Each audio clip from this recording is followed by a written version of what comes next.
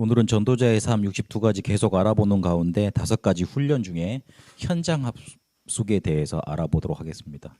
70인 1차에 이렇게 해당하는 그런 훈련이고, 그리고 예전에는 유 목사님이 돌아다니시면서 본 현장에서 70인 2차 해가지고 팀 사역을 보내셨어요.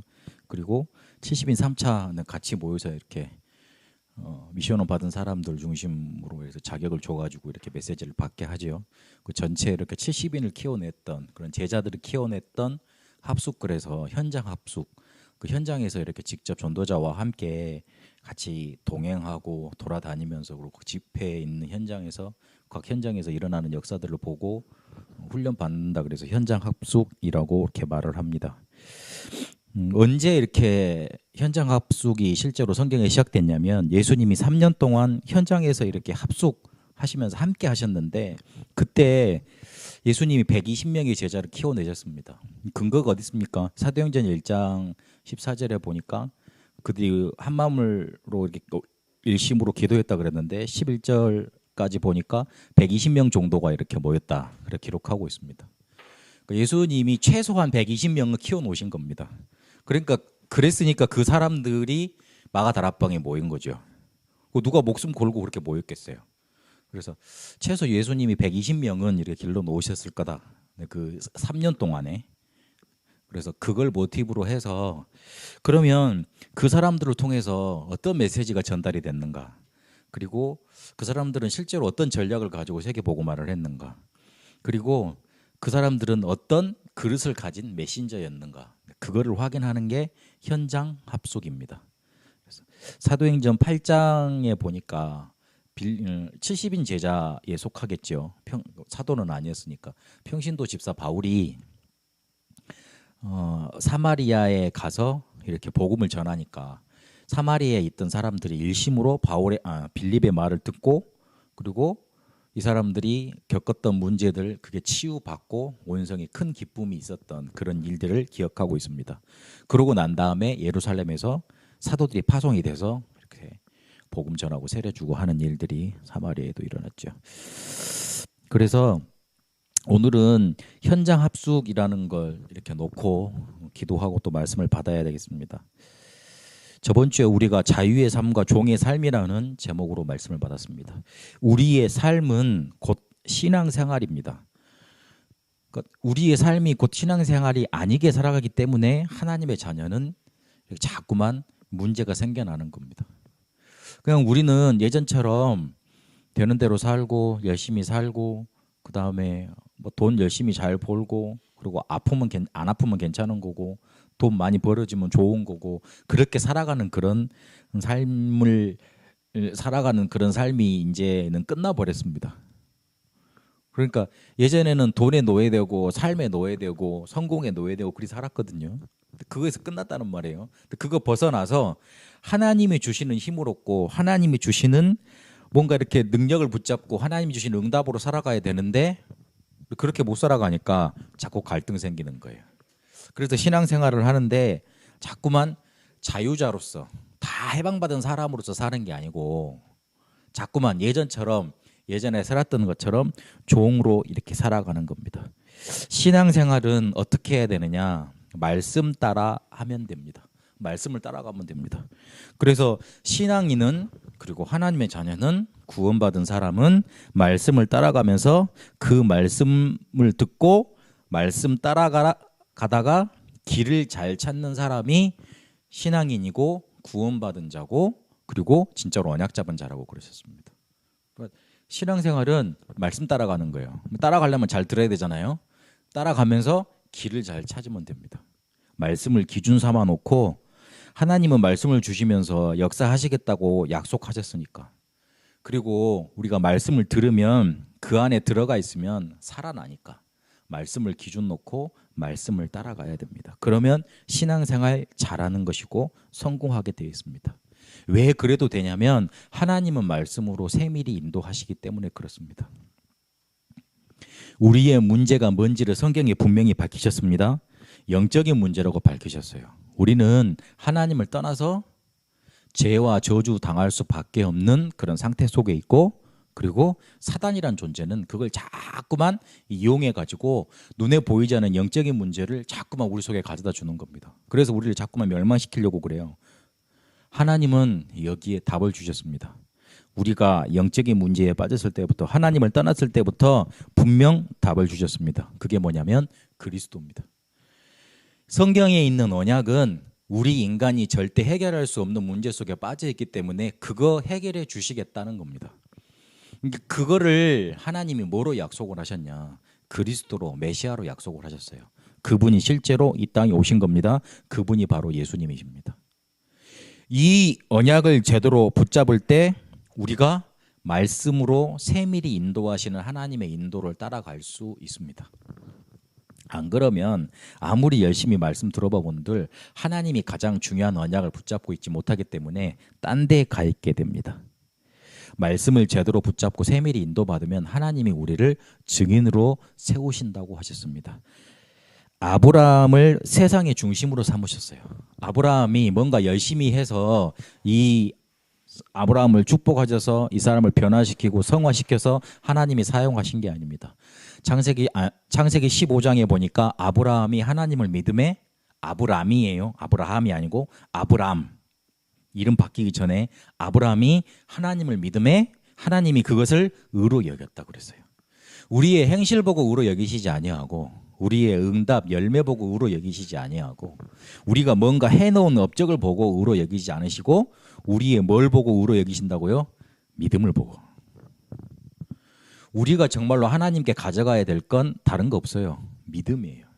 하나님이 그걸 보고 의로 여기시는 겁니다. 옳다 여기시는 겁니다. 그렇지. 네가 나한테 가지고 올 건 그거밖에 없다 말씀하시는 거예요. 믿음으로 하나님께 말씀을 순종하고 따라간 것밖에 없는데 아브라함을 세상의 중심으로 세우셨습니다. 이스라엘이 신명기 6장 4절에서 9절까지 보니까 신명기 쭉 이렇게 기록된 걸 보니까 뭐라고 하나님이 말씀을 해놓으셨냐. 광야길 가면서 너희들이 말씀으로 살 수 있다. 그렇게 딱 결론을 내려놓으셨어요. 말씀을 이래도 뭐 머리에다도 묶고 그다음에 뭐 이렇게 술도 만들고 옷에도 묶고 이렇게 막 하다가 앉았다 일어났지 다 보라 그랬잖아요. 그러면서 결론이 뭐였냐면 니들이 광야 40년 동안 오면서 말씀으로 먹고 살았지 않냐. 우리가 사람이 떡으로만 사는 게 아니고 빵으로만 사는 게 아니고 하나님의 입에서 나오는 말씀으로 산다. 그 이야기 나오셨어요. 예수님이 모세가 했던 말을 받아서 마태복음 4장에 사단을 물리치신 거예요. 다 아시죠? 아멘. 그래서 우리가 신앙생활 하는 건 하나님이 우리를 말씀으로 세밀히 인도하시는 거 그거 따라가는 겁니다. 그러면 우리는 증인으로 서게 돼 있고 증거 나타나게 돼 있습니다. 가장 혹시 여러분 어려운 상황 중에 계시면 말씀 따라가세요. 답답한 일이 많으면 혹시 복잡한 일이 많으면 내려놓고 말씀 따라가세요. 거의 대부분 말씀 따라가지 않고 자기 기분 따라가고 거의 말씀 따라가지 않고 거의 대부분 상황 따라갑니다. 그래서 종의 삶을 계속 살아가는 겁니다. 그게 예틀이죠. 그래서 말씀 따라가는데 예수님이 어떻게 우리를 그리고 어떻게 제자들을 그 말씀으로 인도하셨는지 오늘 현장 합숙을 통해서 다시 확인해야 되겠습니다. 현장 합숙을 통해서 예수님은 3년 동안 제자들과 함께 하시면서 이렇게 120명이라는 그런 제자들을 키워내셨습니다. 사도 12명, 그 다음에 70인 제자, 12 더하기 70이니까 82 아닙니까? 120에서 82를 빼면 18에다가 20이니까 38명 남네요. 어쨌든요. 그 속하지 않은 여러 제자들 이렇게 해서 120명 정도를 이렇게 키우신 거예요. 여자들도 많이 있었겠죠. 그리고 이 제자들을 직접 훈련시킨 거예요. 3년 동안에. 근데 이들과 같이 합숙하셨어요.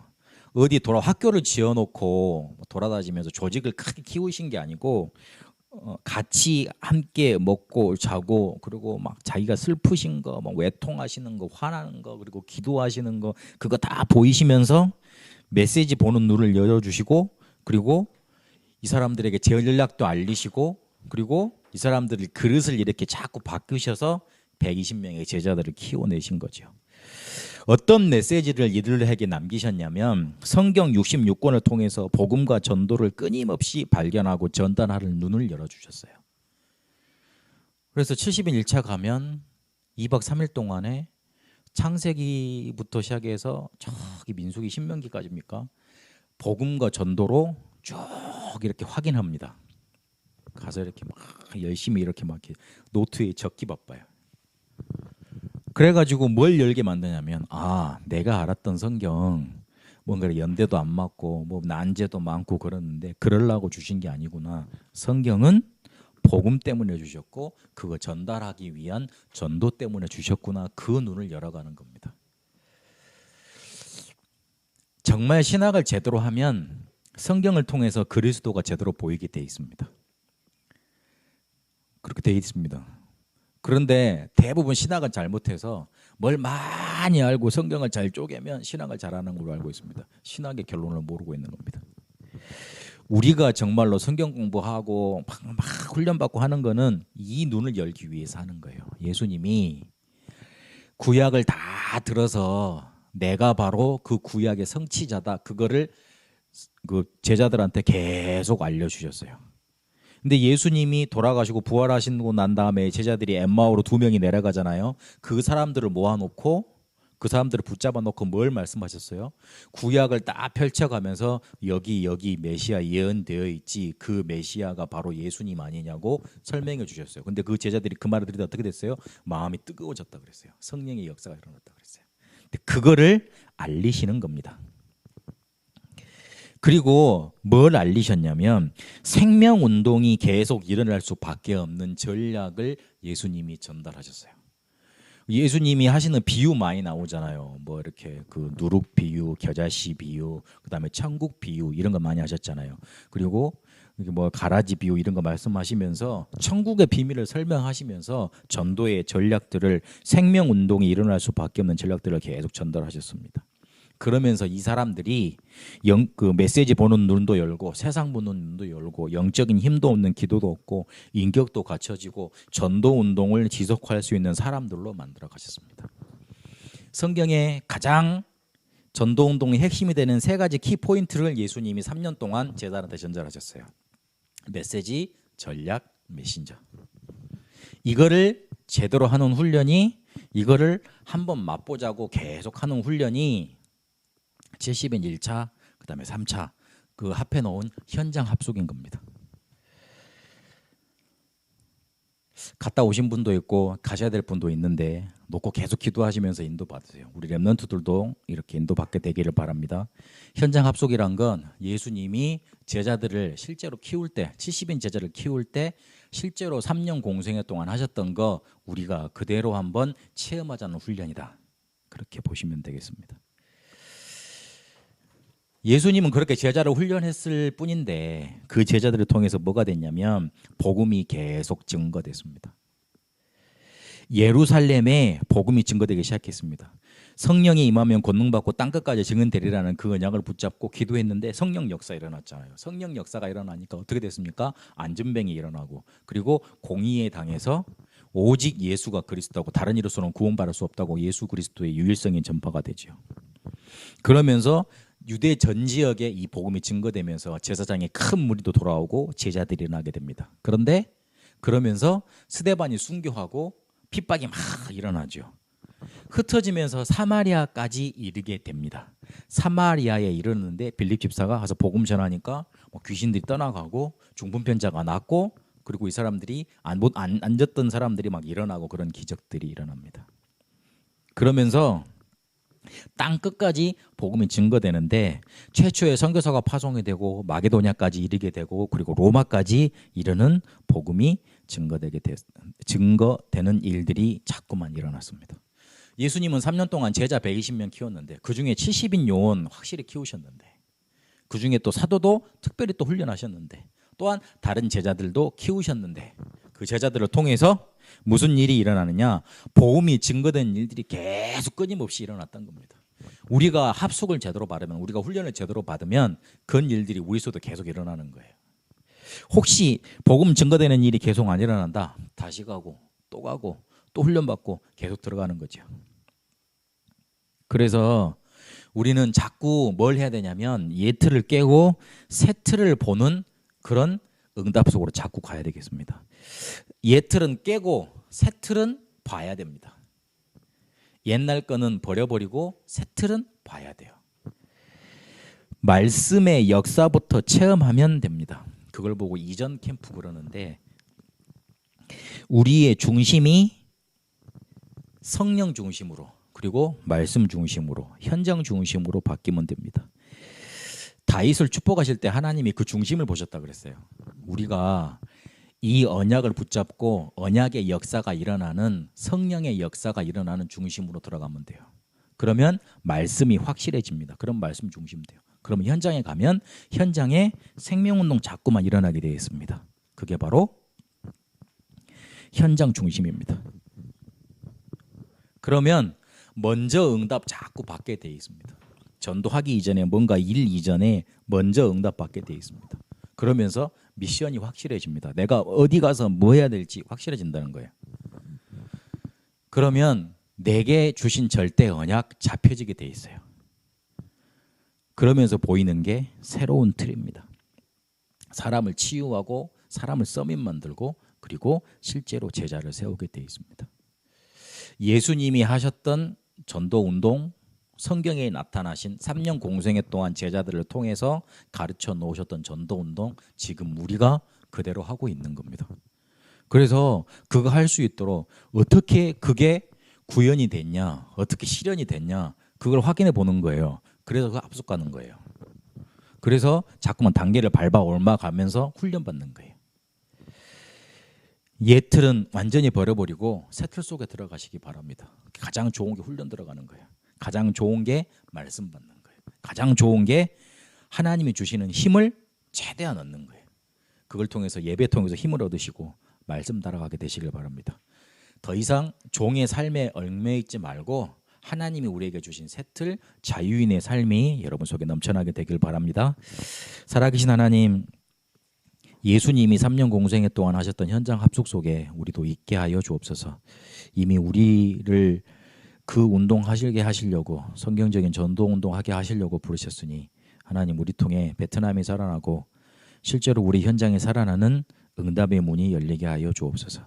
그래서 우리가 성경 66권을 복음과 전도로 바라보고 그 속에서 성경적인 전도 전략을 찾고 그리고 실제로 이 복음을 전도운동을 지속할 수 있는 메신저로 커갈 수 있도록 인도하여 주옵소서. 말씀 따라가는 자유인의 삶을 살도록 하나님 말씀으로 세밀히 우리를 인도하시는데 그 말씀 따라가게 하여 주옵소서.